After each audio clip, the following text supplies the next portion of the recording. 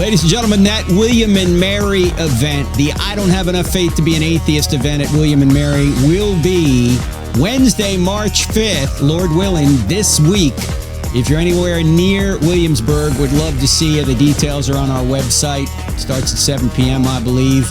And if you can't be there, it will be, Lord willing again, simulcasted or live streamed on our YouTube channel, on X, on our website, on the app, the Cross-Examined app. By the way, if you don't have the Cross-Examined app, why not? 2 words in the App Store, Cross-Examined, has the podcast on there, streams the TV show, also has a quick answer section, which can help you interact with people on the fly. They may say something you're not quite sure how to answer. All you have to do is take out your iPhone or your Droid and go, hey, hang on, I'm getting a text. You can look up the answer right there. All right, let me do some questions today that you've sent in to hello@crossexamined.org. This comes from Ghana. It says, I am Elijah, a medical student at the University of Cape Coast, Ghana. Yesterday, I had a discussion with my lecturer, who is an evolutionist. He questioned the historical existence of Jesus Christ, claiming that his life is a myth. He challenged me to provide historical evidence from extra-biblical sources dating from the 1st century that confirm Jesus' existence. All right, let me stop right here. There's a couple other elements in this question, but let me stop with this one. First of all, when you're talking to your lecturer, you have to probably do this, Elijah, privately, not in front of the whole class, because, first of all, he owns the microphone. He can shut you down at any moment. And secondly, he'll probably be more open in a one-on-one situation. He doesn't feel like his prestige is anyway being challenged. But just like any other statement somebody makes, it is not your job to refute what that person says. It's his job to give you evidence as to why his assertion is true. So if he were to say, well, Jesus is just a myth, you want to ask him, what do you mean by that? Why do you think he's a myth? And what do you mean by a myth? You mean he never existed? If he never existed, I might ask him, what evidence do you have that the most influential human being in history didn't exist? In other words, how did he become the most influential human being in history if he didn't exist? You've got to have some kind of evidence that shows this was a big hoax from the beginning, and that somehow this myth grew into a real human being, and now that human being is the most influential human being in history. In fact, I might even ask him, do you think that 2,000 years from now, a mythological person like, say, Luke Skywalker will be the most influential human being in the world? Do you think 2,000 years from now that's even possible? No. Why would you think it's possible that the most influential human being in history 2,000 years later really never existed? Just ask him. Now, he's asking for extra biblical sources from the 1st century. I might ask him, why extra biblical? Why can't you trust the Bible? Oh, well, you know, those were written down by Christians, and you can't trust what Christians say. I'd ask them, why not? What motive did these people have to make this up? Remember, these were Jews. Everybody, other than Luke, is a Jew. He doesn't believe a man could claim to be God. I mean, Jews don't believe that. That's blasphemy. They didn't believe one guy would rise from the dead in the middle of time. They thought we'd all rise from the dead at the end of time because Isaiah and Daniel talk about that kind of thing, but they're not thinking one guy's going to claim to be God and rise from the dead in the middle of time. Why would they make this up? Why would they give up their long-held religious beliefs, like circumcision, like the Sabbath, like the entire sacrificial system, like the fact that God is one and there is no Trinity? I mean, yeah, you can get the Trinity in the Old Testament, but it's much clearer in the New. Why would they kind of leave all that virtually overnight and then go and begin to believe all of these other beliefs that replace those, like no more sacrificial system, Christ's life is enough. Binding law of Moses, nope, Jesus fulfilled it. Sabbath, no, we're worshiping on Sunday. And the Sabbath isn't binding. Strict monotheism? No, we're believing in a Trinity now. Circumcision? No, we're going with baptism and communion. Why would they do all this virtually overnight and then be tortured and killed for saying it was true? Now, there are non-Christian sources on this from about that time period, but why would you think they are more reliable than the people that had everything to lose by saying Christianity was true? And those are the people that wrote down the New Testament and the apostles. Some of them are the same people. Why would you think that disinterested sources who are not Christians are better resources for telling you what happened to Jesus? Now, if you want to say that's the case, fine, look at the non-Christian sources. When you look at the non-Christian sources, you get a story congruent with the New Testament. And who are the non-Christian sources? We have them all in the book, I Don't Have Enough Faith to Be an Atheist. This is from chapter 9. And when you add up what they say, who are these people? Well, people like Josephus, Suetonius, Thales, Phlegon. These are, of course, household names.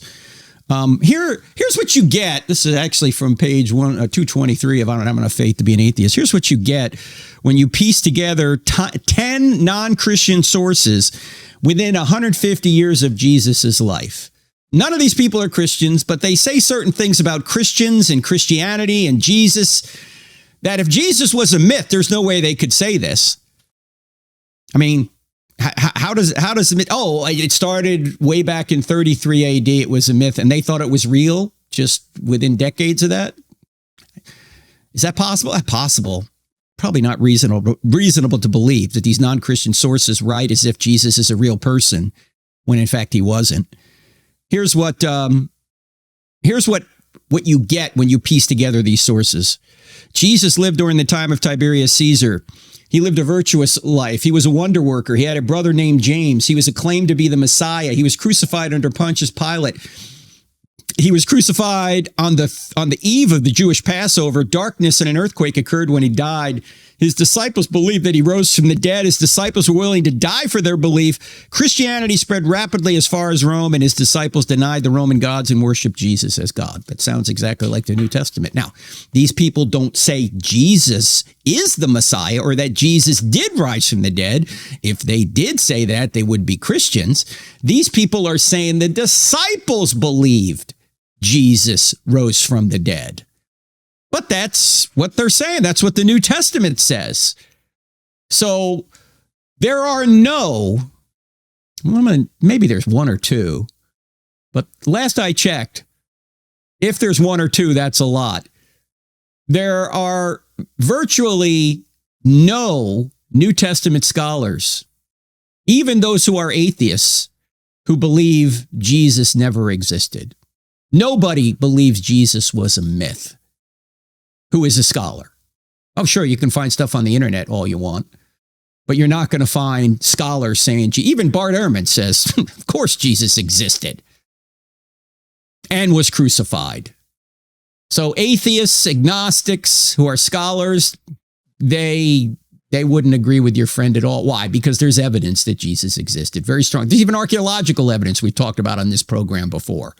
We found the ossuary of his brother, James. Jesus' name is on the side of it. It's authentic. It comes from the 1st century. He never existed, but he had a brother who died, and he thought he'd put his mythological brother, or somebody thought they'd put their James's mythological brother on the ossuary, his own ossuary. It says James, brother, son of Joseph, brother of Jesus. Why would they do that? The guy never existed. Why would he be the most influential human being in the world if he never existed? And I might ask, Elijah, your lecturer this question. If Jesus wasn't a myth, and he actually predicted and accomplished his own resurrection to prove he was God, would you follow him? I suspect the answer is no. Because when people say things like this, these kind of slogans, Jesus never existed, right? Jesus is a myth. they're not really seriously looking into the issue. If they seriously look into it, they would know that whatever he is, he's not a myth. And by the way, who could make up a character like Jesus?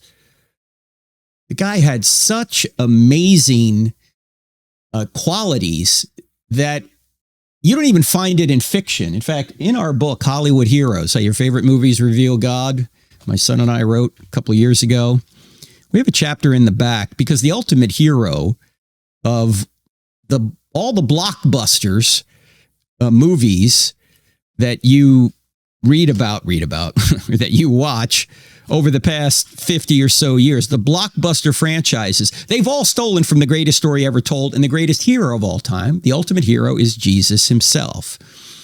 And we cover in this book, let me just go through the table of contents here. Captain America, Iron Man, Harry Potter, Star Wars, Lord of the Rings, Batman, Wonder Woman, and of course the ultimate hero is Jesus. And we talk a little bit about Spider-Man and Superman in here as well.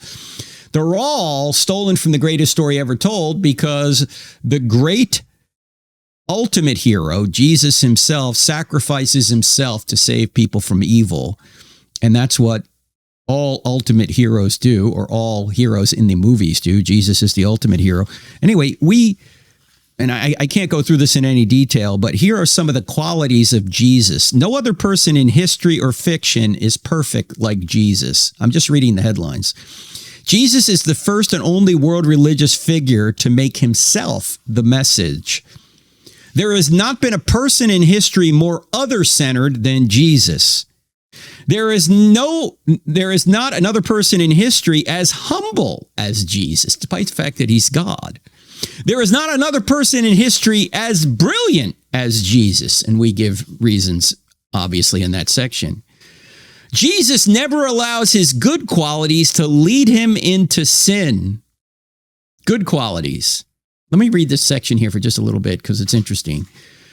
Everyone has good qualities, but some of our good qualities turn into bad behavior when we fail to hold them with the proper tension. For example, Captain America is usually right, but when he splits hairs or is unkind when expressing what is right, he fails to hold the tension between righteousness and humility. Iron Man wants to defeat evil, but when he insists that he must be in charge, he fails to defeat the evil in his own heart. The same may be true in our own lives. We may be warriors for truth, but our zeal for truth often causes us to speak without humility or grace. And I'm probably guilty of that a lot too. Conversely, we may be champions of compassion and grace for people struggling with sin, but when we lack the courage to speak the truth that can actually help people, our cowardice enables them to continue down the path of destruction. The great economist Thomas Sowell nails the point by saying, when you want to help people, you tell them the truth. When you want to help yourself, you tell them what they want to hear. None of us holds the tension between truth and grace perfectly like Jesus did. Jesus is at the same time both the lion and a lamb.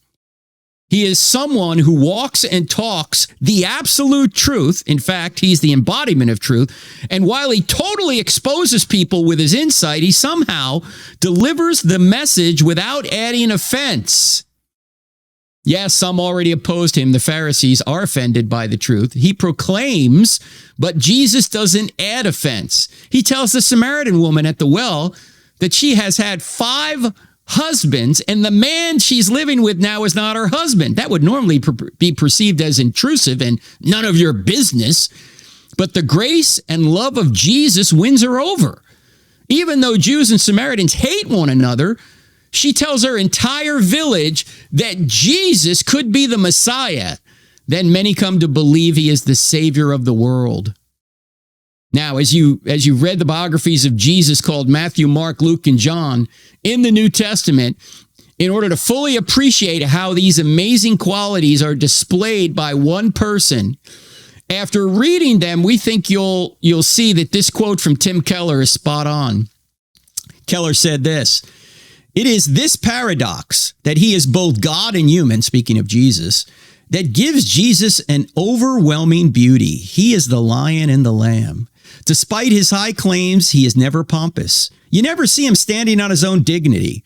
Despite being absolutely approachable to the weakest and broken. He is completely fearless before the corrupt and powerful. He has tenderness without weakness, strength without harshness, humility without the slightest lack of confidence, unhesitating authority with a complete lack of self-absorption, holiness and unending convictions without any shortage of approachability, power without insensitivity, unquote. Marinate on these seemingly opposed characteristics. Do you see all of these displayed in any other human being from history, literature, or in your own personal experience? Maybe someone you know can hold the tension between one or two of these characteristics, but all of them, Jesus did. This Jesus, who is perfectly full of grace and truth, is a character who could not have been invented. That's from Hollywood Heroes, how your favorite movies reveal God. There's a lot more about Jesus in there and those movie characters. But I would ask, Elijah, your lecturer, how did this character become so real, yet he's a myth by your own assertion? How does he hold these seemingly contradictory qualities in tension perfectly if he's a mythical character? Nobody could invent Jesus. He's real. There's nobody that's been created in fiction like Jesus. And so you add that to the arguments I mentioned earlier, that these people who said they saw this went and died for it when they could have saved themselves by saying it never happened and had no inclination to invent it. They didn't get sex. They didn't get money. They didn't get power for saying it was true. You add that to just the amazing, unique character of Jesus. If anything, Jesus is, he's not a myth. So I would ask him, if he really predicted and accomplished his own resurrection from the dead, would you follow him? Ask that of your instructor and see what he says. If he hesitates or says no, you could give him all the evidence in the world. Jesus could appear to him and he'd probably go, I'm suffering an hallucination. He doesn't want it to be true, Elijah, but I commend you for caring about your instructor enough to want to at least present Jesus to him. Anyway, Elijah goes on with another section of the question. He says this: additionally, I'm looking for resources, books, or materials that explore the intersection of science and faith, particularly those that address common arguments raised by atheists. Well, we have some resources. Of course, I don't have enough faith to be an atheist, gets in that a lot. If you want to talk more about science and what atheists say, our book, Stealing from God, would be helpful. But let me recommend others from other authors. John Lennox. Anything by John Lennox, who is, as you know, a mathematician and philosopher from Oxford University, is great. I'm trying to think of John's book on science, God's Undertaker. I see it over there on my shelf right now. That's a great one. Gunning for God is another one. There's one that he's written on science specifically. I know it's God's Undertaker, but there's a newer one.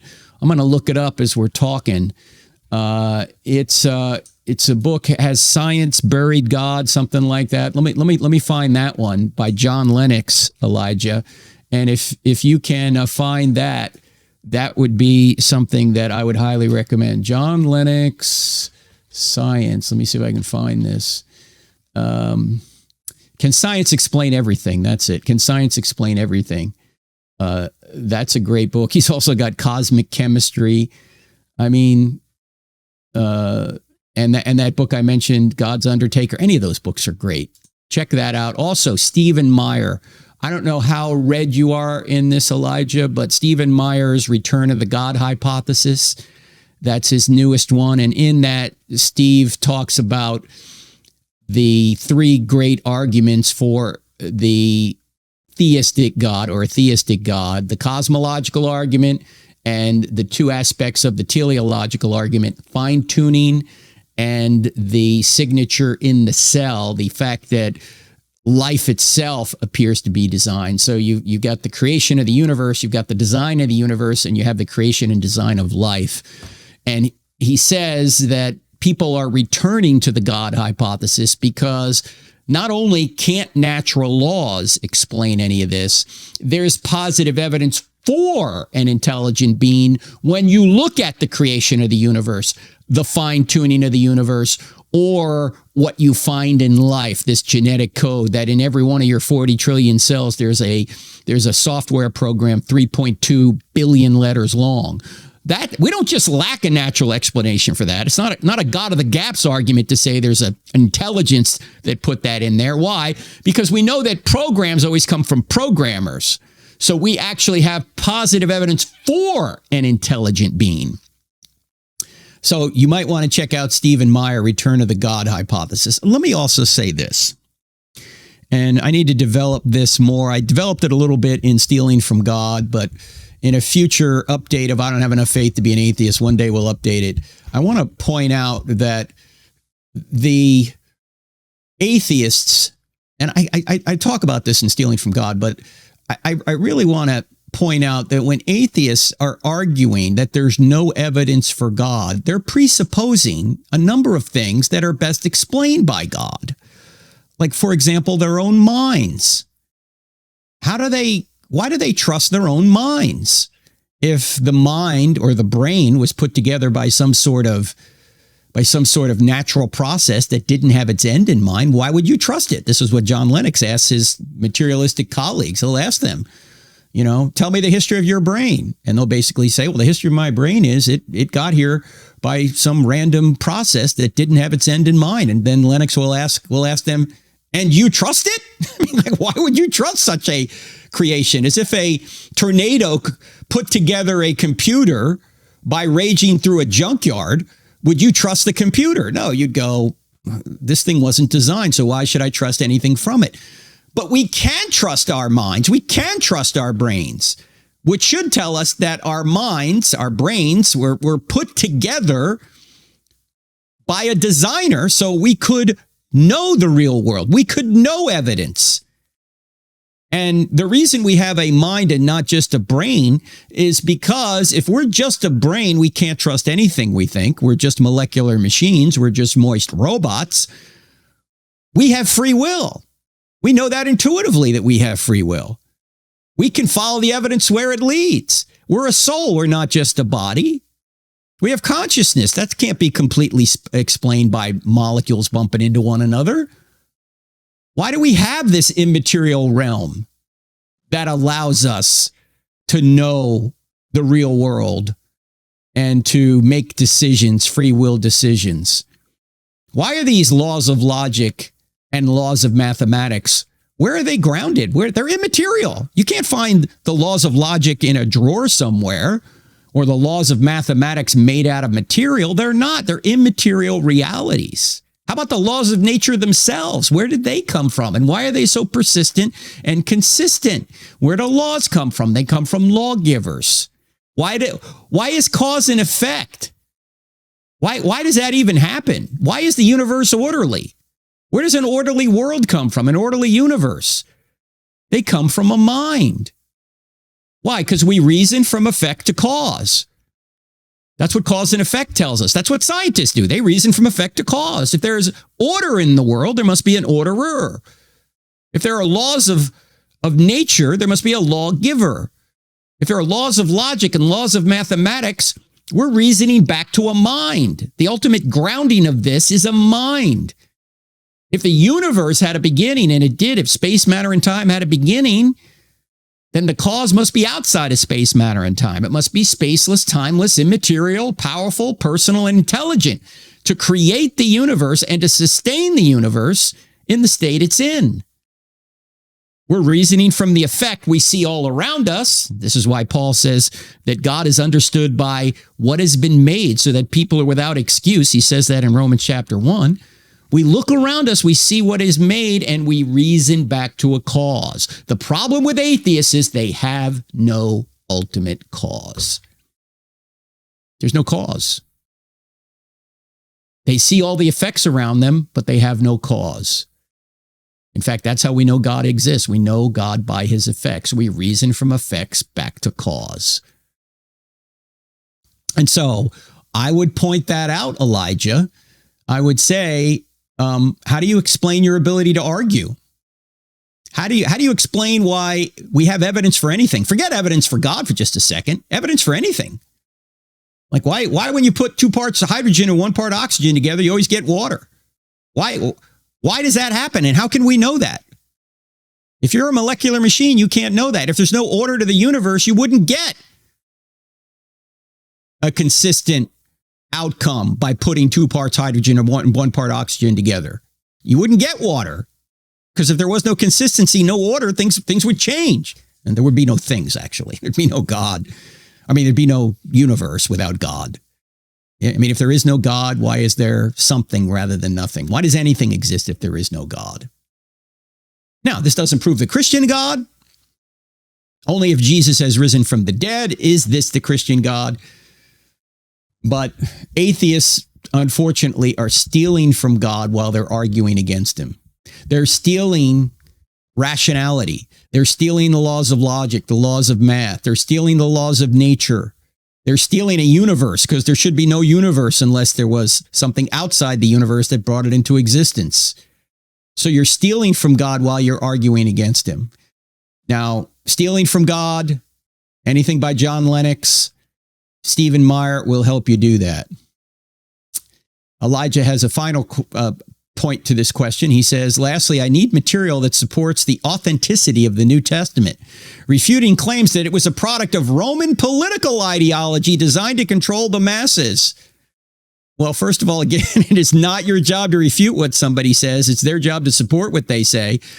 So why do you think that Christianity is Roman political ideology designed to control the masses? Because, friends, Rome had no problem controlling the masses.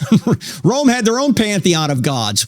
Why would they need a Christian God to show up that says, love your enemies and bless those who persecute you and deny yourself? That would be the antithesis of Rome. So I don't know who came up with that kind of claim, but again, you need to ask them what evidence they have for it. Why do you think Christianity is Roman political ideology when they had their own gods, they had their own political structure, they didn't need Christianity? In fact, Christianity overcame the Roman Empire. So I don't know where this kind of hypothesis is coming from. I would ask that person, Elijah, I would say, what evidence do you have for that hypothesis? And then I might bring up what I just mentioned. You know, Rome doesn't need a Christian God to control the masses. Rome controlled the masses quite well, just with its own pantheon. In fact, that's why Christians were often persecuted, because they wouldn't bow to the Roman gods. I mean, the Romans would have been fine with Christians saying, okay, if Christians were saying, we got Jesus, but we'll also pay homage to the Roman gods, the Romans would have been fine with that. But the Romans thought that it's because these Christians haven't paid homage to our gods that all these bad things are happening to us. So, you know, we're going to come after you. We're going to persecute you. It wasn't that they were paying homage to Jesus that was that big of a deal. It's that they were paying homage to Jesus exclusively. And that was not something you did in the Roman culture. So anyway, Elijah, blessings on what you're doing there. And just to ask a lot of questions. And as some of the questions I've mentioned here are from Greg Koukos' book, Tactics. So I would highly recommend you get Greg's book, Tactics. It will help you out quite a bit to navigate conversations. And the key to all of this is really asking a lot of questions, because so many people don't really have evidence for their worldview. They just have slogans they've heard or preferences they have, and they haven't really analyzed them, and they put them all together in one worldview, not realizing many of them are mutually exclusive, and they're not even true. So if you just ask enough questions, what do you mean by that? How'd you come to that conclusion? They can begin to doubt their worldview, and then, only then, when they begin to doubt their worldview, might they be open to your worldview. So get that book, Tactics, and also download our app, Cross-Examined app, because the questions I just mentioned here in this podcast are in the app. So that will help you as well. All right, friends, it's been great being with you. We're going to do another Q&A next week in the midweek podcast. And as you know, this is also a podcast that is aired on the American Family Radio Network on Saturday and Sunday. So we have 2 podcasts a week, one that goes on radio. That's the Saturday and Sunday one. It usually drops online on Friday, and then the midweek podcast comes out on Tuesday. Also want to mention we've got some great courses coming up. I'll be your instructor for the great book of Romans, my favorite book in the New Testament, the book of Romans. We go through it, the entire book in this class. We also have a few seats left for CIA, the online CIA. And if you take the presenter section or the presenter track, I'll be one of your instructors, as well as Greg Kokel, Natasha Crane, and Elisa Childers. In fact, 2 out of those 4 are going to evaluate you on your presentation. And if you don't get the instructor track, you'll still see us live for live Q&As. And then you'll get the benefit of all the other instructors that are part of the online CIA. That includes J. Warner Wallace and David Wood and Jorge Gill and Richard Howe and Alan Parr and several others. So check out CIA. Go to crossexamine.org. Click on online courses. You will see them there. And Lord willing, we will see you here next week. God bless. If you're looking for solid answers to life's biggest questions, don't miss the latest episode of I Don't Have Enough Faith to Be an Atheist. Find it on Apple Podcasts, Spotify, Pandora, iHeart, OnePlace, and Podchaser. Tune in, discover the truth, and share it with someone who needs it. Let's keep spreading the truth together.